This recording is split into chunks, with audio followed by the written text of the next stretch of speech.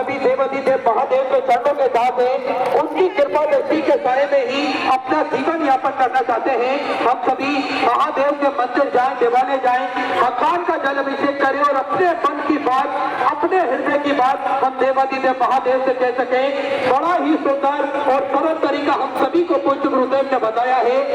एक लोटा जल सारी समस्याओं का हल।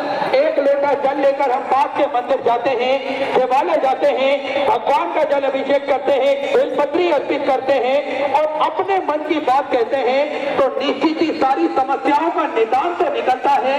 साथ में भगवान भोलेनाथ की भक्ति करने का सौभाग्य भी हमें प्राप्त होता है। और इस दुनिया में मेरे महादेव की शरणागति के अलावा इस दुनिया में कुछ भी अच्छा नहीं है। अगर महादेव की शरणागति हमें प्राप्त हो गई तो निश्चित ही इस दुनिया में सब हमारे हित का होने लगेगा। जो हम चाहेंगे वही निरंतर होगा।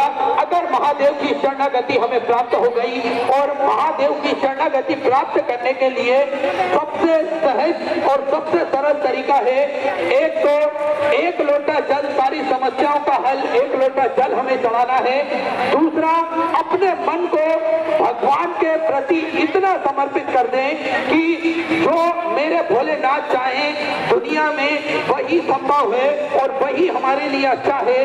बस हम सभी को कुछ बातों का नियम अपने जीवन में धारण करना चाहिए। और देखिए, पूज्य गुरुदेव निरंतर हम सभी को बताते हैं किस प्रकार से हम भगवान की भक्ति को प्राप्त कर सकते हैं, किस प्रकार से हम लोगों की सेवा कर सकते हैं और लोगों की सेवा करने के बाद में जो पुण्य फल हमें प्राप्त होता है उससे हम निश्चित ही सारे जगत के कार्य कर सकते हैं। देखिए, कहीं पर भी कथा होती है, भक्त इतने आतुर रहते हैं सेवा के लिए कि अपने घरों से सेवा का, पूजा का सामान लेकर आते हैं और भक्त निरंतर अपने घर से भोजन भंडारे के लिए कोई 10 लोगों का भोजन बनाकर ले आता है, कोई 20 लोगों का भोजन बनाकर लेकर आता है, कोई पोहा निःशुल्क रूप से वितरण करता है, कोई पानी की बोतलें निःशुल्क रूप से वितरण करता है। भक्तों की सेवा के लिए ये सारे भक्त उमड़ आते हैं, क्योंकि जीव सेवा ही, मानव सेवा ही भगवान की सेवा है, ऐसा हमारे शास्त्रों में माना गया है। और निरंतर हम सभी को पूज्य गुरुदेव बताते हैं किस प्रकार से हमें सेवा करते रहना चाहिए, किस प्रकार से अपने मन को हमेशा बड़ा रखना चाहिए, किस प्रकार से हम खुश रहकर एक दूसरे को सहयोग प्रदान कर सकते हैं। देखिए, कर्म की सफलता क्या होती है ये हम सभी को जान लेना चाहिए, क्योंकि जितना बड़ा प्लॉट होता है उतना बड़ा बंगला नहीं होता, जितना बड़ा बंगला होता है उतना बड़ा दरवाजा नहीं होता, जितना बड़ा दरवाजा होता है उतना बड़ा ताला नहीं होता और जितना बड़ा ताला होता है उतनी बड़ी चाबी नहीं होती। पर चाबी पूरे बंगले पर अधिकार करती है, राज करती है। हम सभी ने देखा है, एक छोटी सी ताले की चाबी का राज पूरे बंगले पर होता है। और देखते हैं किस प्रकार से वे चाबी अपना आधिपत्य जमाती है, अपना अधिकार जमाती है। इसी तरह मनुष्य के जीवन में बंधन और मुक्ति का आधार है मन की चाबी पर निर्भर होता है। पैसे के अभाव से ये दुनिया, ये संसार मात्र 1% दुखी है, लेकिन समझ के अभाव से ये जगत 99% दुखी है। अगर हम समझ जाएं तो निश्चित ये 99% तकलीफें तो हमारी वैसे ही दूर हो जाए, क्योंकि 1% मात्र लोग ऐसे हैं जो पैसे के अभाव से दुखी हैं, लेकिन 99% लोग ऐसे हैं जो समझ के अभाव से दुखी है। हम सभी को निरंतर दिल बड़ा रखना चाहिए, सदा दूसरों को खुश रखने का हमको कुछ हम प्रयास कर सके, ऐसा हम सभी की सोच, मनोवृत्ति होना चाहिए। क्योंकि दूसरों की खुशियों का ख्याल रखने वाला विधाता भी ध्यान रखता है। और वैसे भी विधाता की अदालत में वकालत न्यारी है, तू खामोश रहकर कर्म कर, तेरा मुकदमा जारी है।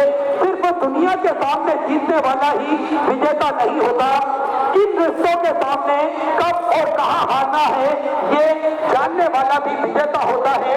इसलिए हम सभी को ऐसा प्रयास प्रकार से ऐसा प्रयत्न करना चाहिए कि रिश्ते हम निभा सके, हम सनातन धर्म को किस प्रकार से आगे बढ़ा सके, हम अपने आसपास पड़ोसियों को किस प्रकार से संजो सके और उनको भी आगे बढ़ाने का प्रयास हम कर सके। पूज्य गुरुदेव हम सभी को कथाओं के माध्यम से यही सब बताते हैं, यही सब समझाते हैं कि हमें ऐसा प्रयत्न करना चाहिए। कोई हमारे घर के पास में दुखी रहता हो तो उसकी खुशियों का ध्यान भी हमको रखना चाहिए। कोई व्यक्ति जो असमर्थ है धन के अभाव से और वो बीमार पड़ा हुआ है, इलाज नहीं करवा सकता, तो उसके इलाज की व्यवस्था हमको 4-6 लोगों को मिलकर कर लेना चाहिए। कोई बच्चा पढ़ना चाहता है और उसके पास पढ़ाई का शुल्क नहीं है, पैसा नहीं है, तो हम 2-4-10 लोग मिलकर उसकी पढ़ाई का खर्चा उठा सके, उसकी कॉपी किताब का खर्चा हम उठा सके। ऐसा हम सभी को प्रयत्न करना चाहिए। दुनिया में सुख बांटना हमेशा अनिवार्य रूप से हम सभी को हमारा शास्त्र सिखाता है।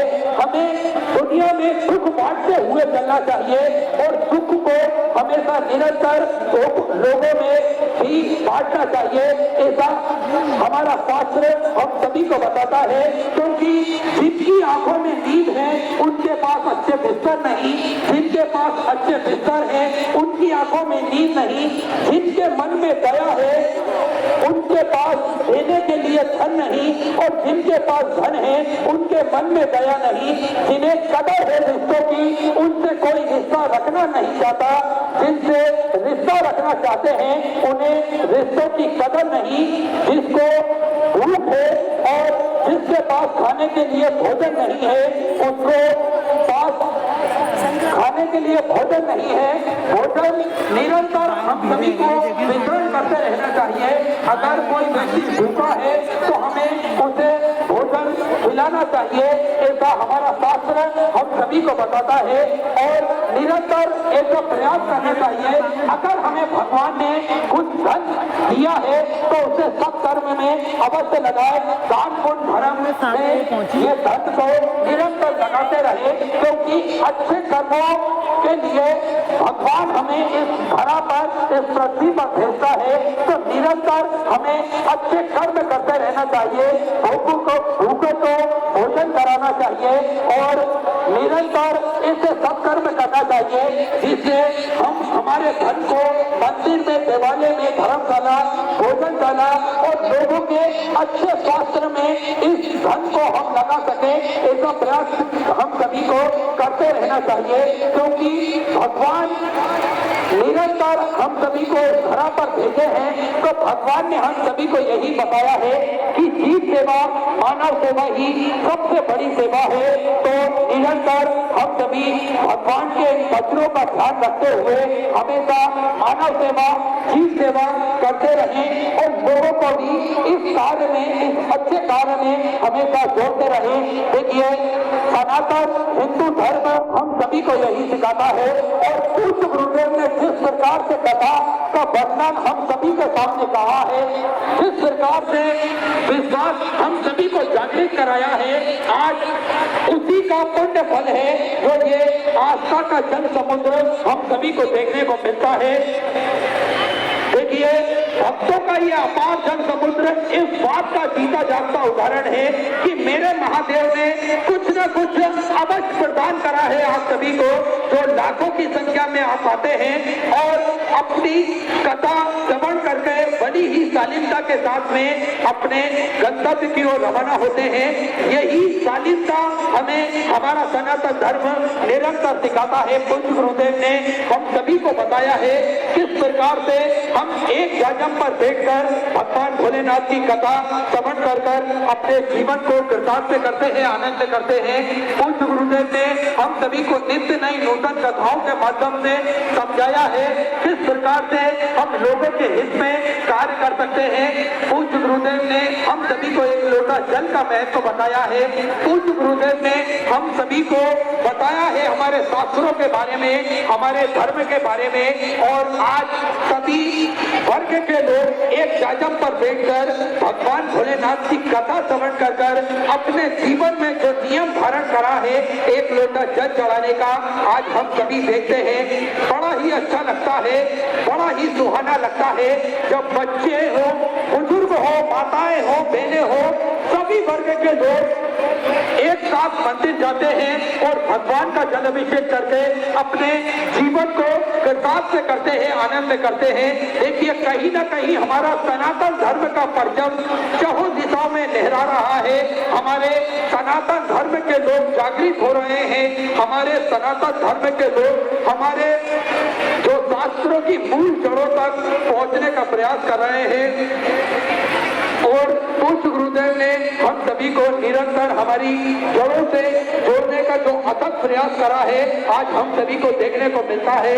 देखिए पूज्य गुरुदेव ने न केवल हमारे शास्त्रों के बारे में हमें बताया है पूज्य गुरुदेव ने किस प्रकार से हम सेवा कर सकते हैं और सेवा के कार्यों में हम सहयोग प्रदान कर सकते हैं। हम सभी को पूज्य गुरुदेव निरंतर बताते हैं। आप सभी को याद है कि चित्रकूट नगरी सीहोर की पावन धरा पर विशाल कुमरेश्वर धाम की स्थापना होने जा रही है। ये एक ऐसा धाम बनने जा रहा है जो 12 ज्योतिर्लिंग के मध्य में केंद्र में स्थापित होगा। कंकर कंकर की ये पावन धरा, कंकर कंकर की ये पावन भूमि जप स्थली है, तप स्थली है, साधना स्थली है, आराधना स्थली है।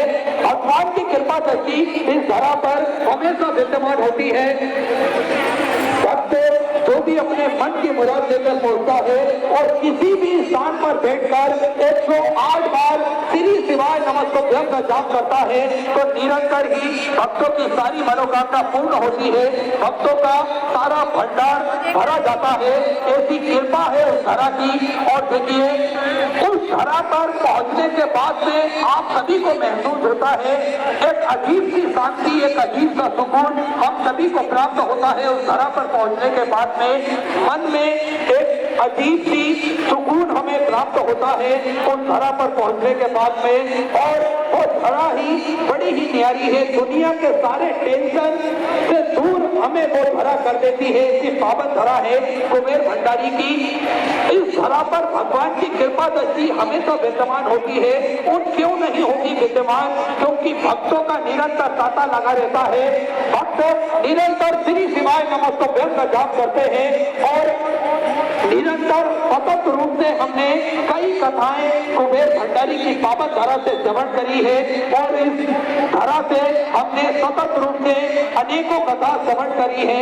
तो निरंतर आप सभी को ज्ञात है जब एक बार किसी भी धरा पर शिव महापुराण की कथा हो जाती है तो धरा अपने आप में पावन हो जाती है, वो धरा अपने आप में शुद्ध हो जाती है और भगवान की कृपा दृष्टि निरंतर उस धरा पर विद्यमान होने लगती है।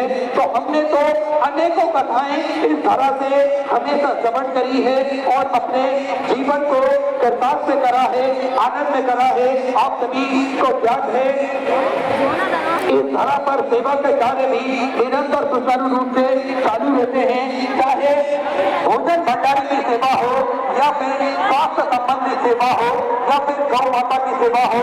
श्री विष्णु सेवा समिति हमेशा बढ़ चढ़ कर कार्य करती है, हमेशा बढ़ चढ़ कर भाग लेती है। आप सभी को निरंतर ज्ञात है कि भोजन भंडारा जो कुबेर भंडारी की पावन धरा पर चलता है वे सतत रूप से निरंतर चालू रहता है, जिसमें लाखों सैकड़ों हजारों भक्त प्रतिदिन भोजन भंडारे का आनंद लेते हैं और अपने जीवन को कृतार्थ करते हैं, आनंद में करते हैं। आप सभी को ज्ञात है कि यह भोजन भंडारा 21,000 रुपए की राशि जो आप देते हैं उससे यह भोजन भंडारा चलाया जाता है और इस भोजन भंडारे की सदस्यता आप भी ग्रहण कर सकते हैं। 365 दिन में एक दिन आपके नाम से भी भोजन भंडारा कराया जाएगा और यही क्रम 12 महीने चलता है, जिसमें बदल बदल के भक्तों के भोजन भंडारे कराए जाते हैं, जिससे सभी भक्त भोजन भंडारे का आनंद लेकर अपने जीवन को कृतार्थ करते हैं, आनंद करते हैं। आप सभी